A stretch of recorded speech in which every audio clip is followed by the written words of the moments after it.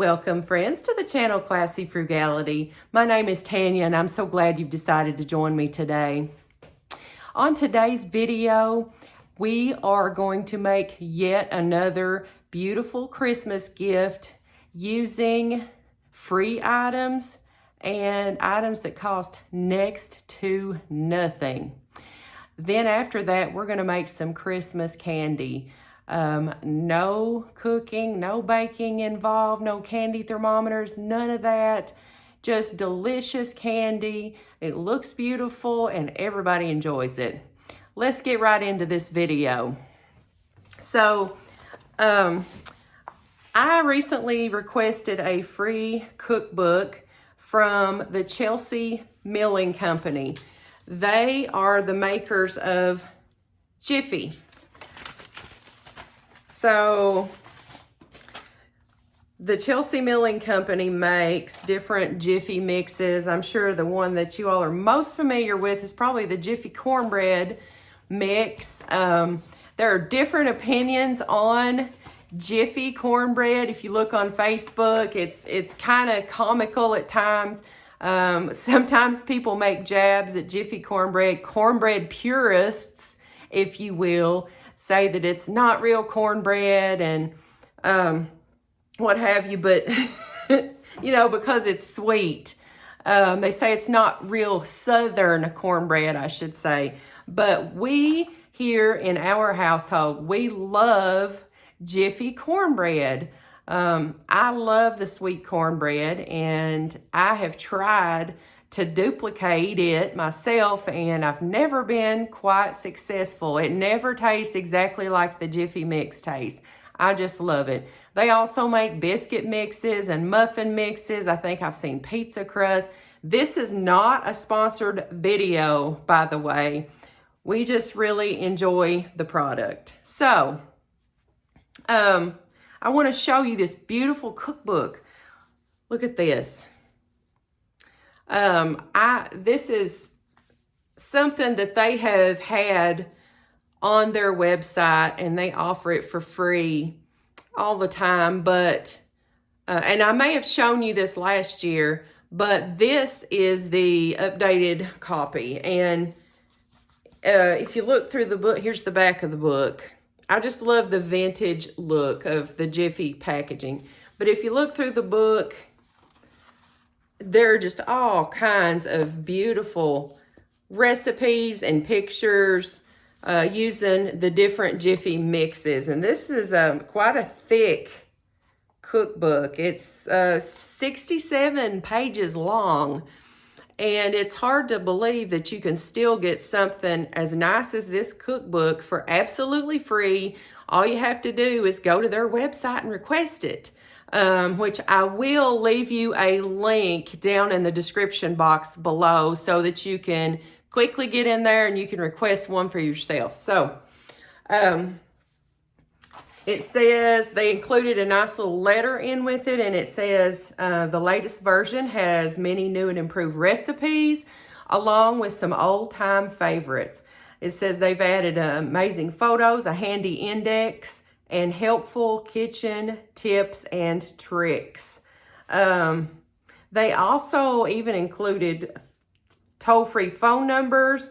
That way, if you're looking for a specific Jiffy product and you can't find it, then you can call and they'll help you out.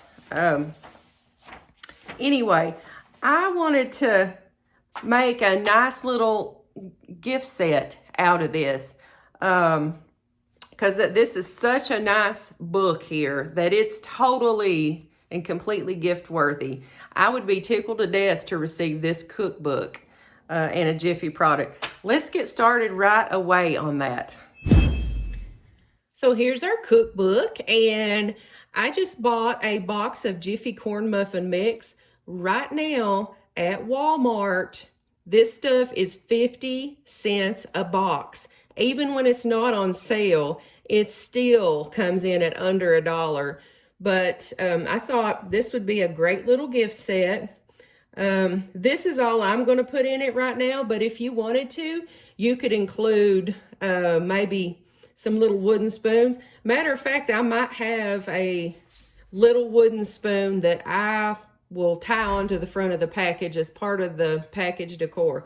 But I have my Easter grass. I'm sure you've seen this before in other videos.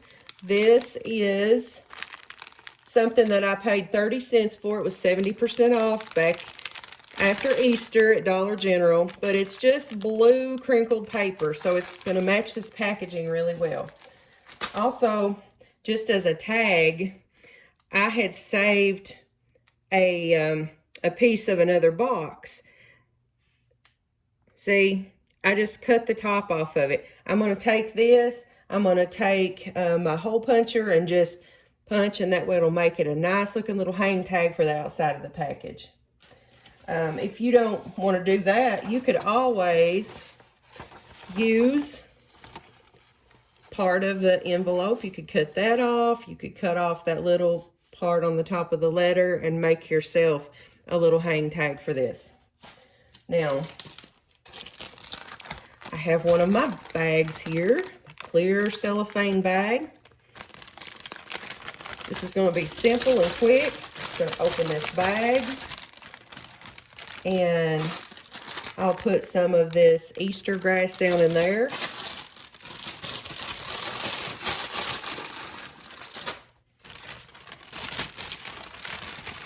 There we go. And I also had just some blue tissue paper, and I think I'm going to include that sort of as a backdrop back in here. Just sort of putting it down in there, just to give that cookbook a background.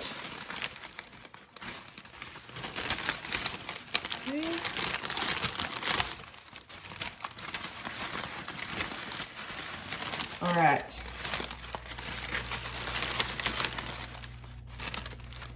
Now, it's just as simple as slipping it down in there at this point. Got our mix.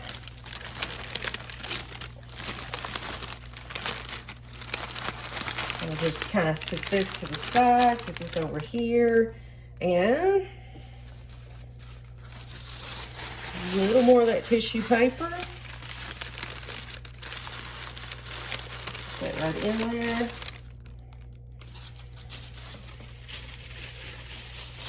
A little more up in the back.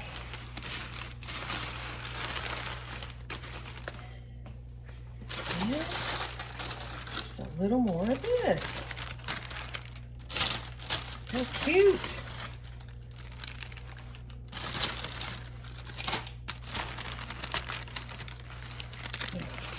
Make sure you're not covering the product. And that is ready to secure the top. All right, so I secured the top of the packaging, and now I'm just going to tie on the tag. You see how I poked a hole in the corner of that and just attach some blue ribbon. Let's get that tied on there.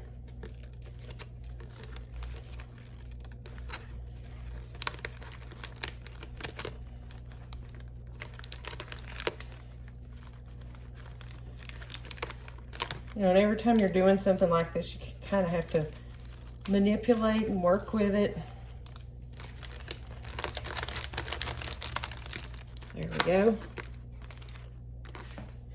And now I'll just tie some more ribbons on that, and it'll be done.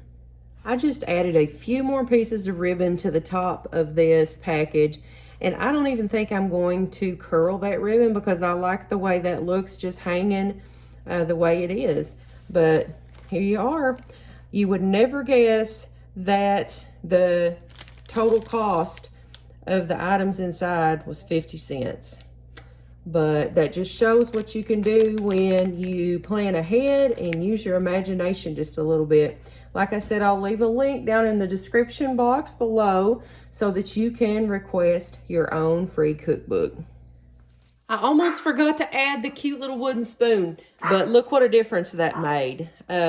I got this little pack of wooden spoons at Hobby Lobby for, I don't know, $1 and something for a whole pack. I just thought it added such a cute touch to this package. All right, let's get straight into making our candy. It's the next morning. I got tired last night after wrapping gifts and doing some other stuff, so I didn't feel like making the candy last night, so here we are this morning. I feel like I might have made this with you all. We might have made this together before on another video, but I didn't want to look back. I didn't look back to see if we did, and there may have been people who missed it anyway. So here we are, we're making it again. So simple. You're not turning on a stove. You're not cooking or boiling anything. You don't have to have a candy thermometer. All it is 3 ingredients. We have powdered sugar. We have a store-bought can of cake frosting. Look, and I know this is not the best stuff ever was. But, you know, hey, if you don't eat it that often, it's not going to kill you. Anyway, so you'll need either like a buttercream flavor or vanilla. I've even used cream cheese flavored before, just one of the white ones. And then, of course, peanut butter. All you do is take 1 pound of powdered sugar. Now, if you buy powdered sugar in the 2-pound bags like I do, and you want to measure it out exactly, that's 3 3/4 cups. So it's, or however you buy it, it's 3 3/4 cups of powdered sugar, or about 1 pound. You'll want to reserve a little bit extra, like I have this bag over here on standby in case I need to sprinkle the counter with it when I'm rolling it out. Take this, mix it with this until it forms a dough. So I'm going to go ahead and do that. I'm going to get this mixed together and then I'll come back to you. All right, I've got this mixed up for the most part. And you can tell it's a good, really firm dough. Now, I decided to put some plastic wrap down on my stove. Let me move you over here and I'll show you. I used painter's tape. I used painter's tape and I just taped it down because I don't feel like a mess this morning. So really all you're going to do, like it's just so easy. You're just going to turn this out onto here.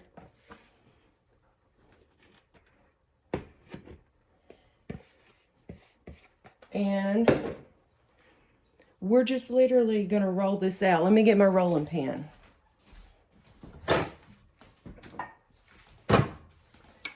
You might have to work the dough a little bit with your hands to get that going. Trying to be neat. I tried to get it mixed up well, but you can see there's still a little bit that's sticking. So I'm going to keep rolling this, or working with the dough, and then I'm going to start rolling it out. Okay, it started to stick a little bit up here, so this is where we start sprinkling a little bit more of this powdered sugar on here. Just helps keep it from sticking to the rolling pin. Helps you roll it out thinner. And here we are, it's all rolled out. I guess this is between, well, it's probably about 1/4 inch thick, maybe. I don't know, it's bigger than a 9 by 13 pan, so it's probably about 9 by 15 or 16 or something like that. Now all you have to do is spread some peanut butter on here. And I don't have a certain measurement for this part. I just spread it on there in a thin layer until it looks right. So, and to make this a little easier, I don't put the peanut butter all in one glob in the middle. I try to put little globs. That's a technical cooking term, by the way. Glob. Glob. So we're going to put little globs all over it. And that'll just make it easier.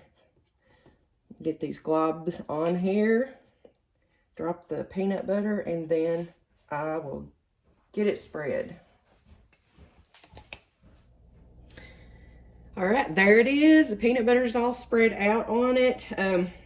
I've managed for the most part to provide not only a good clean surface for rolling this out, but I've for the most part kept the top of this stove clean. Anyway, here is what I'm hoping for. I'm hoping that I can just unfasten the tape up here and then start down this way, and then it'll start rolling easily. Sometimes it rolls easily, sometimes it's a little bit of a rough start. But when it is, this right here has always been a good tool to help kind of get under the edges and get it going. You have to do it carefully when it first starts out. You don't want it ripping on you. So I'm just going to take the corners here, take that loose,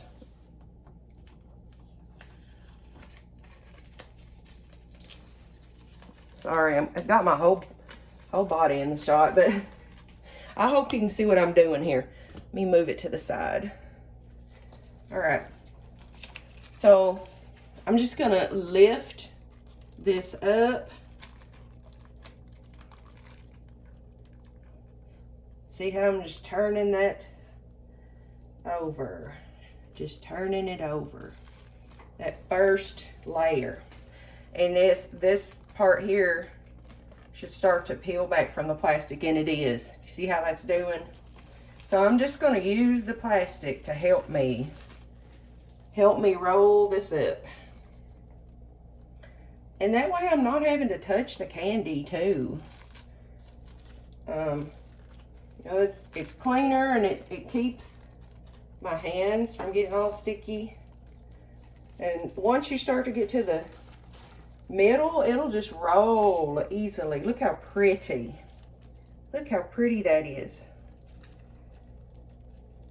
Ooh, yeah, there we go. Now, I'm gonna put that back down, and I should have folded this tape over. Let me get another piece of tape and get that back down. Okay, I taped this back down up here, and I'm gonna untape this, the front edge, that way I can roll it backwards, because I want it in the center of this. Here we go. This is pretty heavy. It's pretty heavy. There. I'm gonna tape that back down. And more than likely, I'm gonna need, look how smooth it is too. I'm gonna need some more powdered sugar. Just enough to sprinkle on here. Because it's shiny looking, but that shiny looking means it's a little sticky. So there we go, that's plenty. More than plenty, more than plenty. Put that back away. And I'm just gonna spread that a little bit with this thing right here, and just what we're gonna do. Oh, oops. About had a mishap there. I'm gonna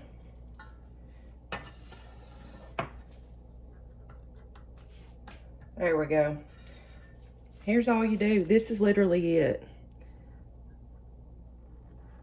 The advantage of making this is that you get to eat the ugly in pieces. Quality control. See, it's pretty on one side, ugly on the other. That's all right. You get to sample it. Cut the ends off. There we go. Now, just slice this. If you don't have one of these, use some thread to slice it. Thread works very well too. Dental floss works well. Tip, do not use, look, do not use mint flavored dental floss. Ask me how I know. And do you see how pretty these are? This would make a good gift for somebody. You know what you could do? Those tins, you can get tins from the Dollar Tree, the Dollar General, probably Walmart. Look at it. You can see the layers. Just make you some of this. Put it in a tin. Give it for Christmas. If you have one of those butter cookie tins, use that. Repaint it. Do some decoupage on it. I've seen where people glue knobs to the top of those, and it just looks so cute. Get creative.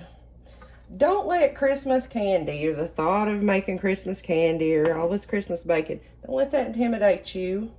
You can do it.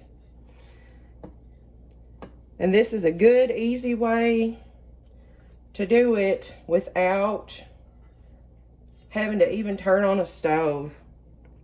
And it's so quick too, and it tastes so good.